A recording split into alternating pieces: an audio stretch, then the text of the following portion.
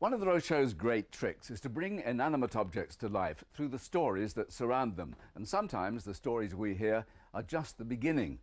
Judy Sunter came to our Beamish show with her collection of wartime shell cases that are made into what's called trench art. Very few actually have names on. They were actually still government property, so that they were reluctant to put their names on pieces. But these two, I know, were brought back by a great uncle of mine. So these have always been in the family, so I know who brought these back. And this particular piece has a gentleman's name on. I presume it was given to him when he left the army as a sort of memento from his colleagues. Thomas Alfred Jones, VC. VC. This and DCM. DCM, Yeah. 1st Battalion, the Cheshire Regiment. Now that must be. Round the bottom it'll tell you what he got the. Oh, this is what he did. He got his VC for his capture of 102 prisoners at Morval, 25th of the 9th, 1916. You would think that would be a very valuable piece of... I don't know how valuable it would be, but it's extremely interesting. I should say it was. Within a few hours of that item being shown, we started to get letters and emails from people eager to tell us more about the shell, including close relatives of Private Jones. Through Judy, we had stumbled upon a long-lost memento of one of the most heroic episodes of the First World War. Judy went off to Chester to meet some of the people who got in touch. The reason I tried to contact the lady, because she said she knew nothing about who Todger Jones was.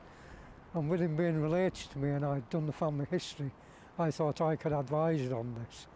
Absolute amazement actually to see my great-grandfather's name mentioned and engraved on this piece of trench art. So I just had to contact the show to let the lady know a bit more about my great-grandfather. I couldn't resist coming to Chester to find out more about the person, because the shell itself tells me the details of what he did and when he did it. But this is an opportunity to find out about him as an individual and his personality. Judy's first rendezvous was with Paul Smitham, the great-grandson of the man in question. His nickname was Todger. Apparently, when he was a boy, he was a good footballer, and they called him Dodger. So they took the T from his first name, Thomas, and changed it into Todger. And that stuck with him for the rest of his life? It did, yes. That's him. That is the man himself, right? The most striking piece there is the helmet there with the bullet hole in. Oh, yes. That happened as he was running at the enemy. He said the bullet actually pierced the helmet and spun around the helmet like a marble in a bowl. Dropped down his back and burnt his back. And was that the same event? Yeah, same event. That actually started off, his company were digging in, consolidating defences after gaining new ground at Morval in France. And as they were digging in, they were being sniped at by the Germans. One soldier got shot through the leg, and then a young soldier digging next to him, who's only 18 years old, got shot through the head.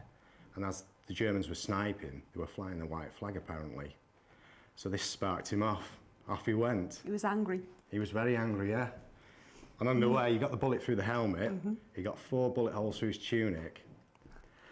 He returned the sniper's fire, shot one in a tree, and then he jumped into the German trench. As he jumped in, Todger saw a pile of German hand grenades and tossed one into one of the dugouts.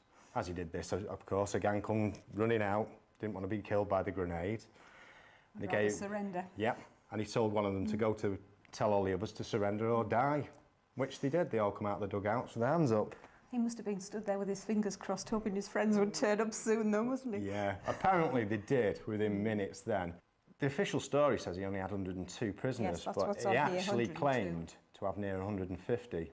As they were walking back to the British lines in a barrage, they reckon about 40 or 50 were killed. There's actually a picture here of Todger showing his parents the helmet pointing to the bullet hole there.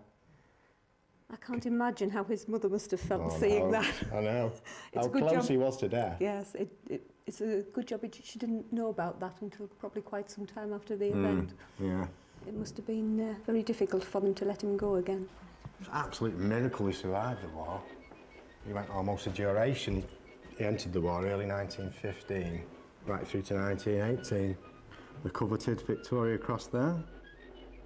And that's quite another high-standing medal there. That's the Distinguished Conduct Medal. That's the other one that's mentioned on here. Yeah, that's right, DCM. Yeah. It's quite a rare occasion for a soldier to win both of the, well, a Victoria Cross on its own, but Victoria Cross and a DCM, it's quite an unusual. Not many people manage to achieve that. No.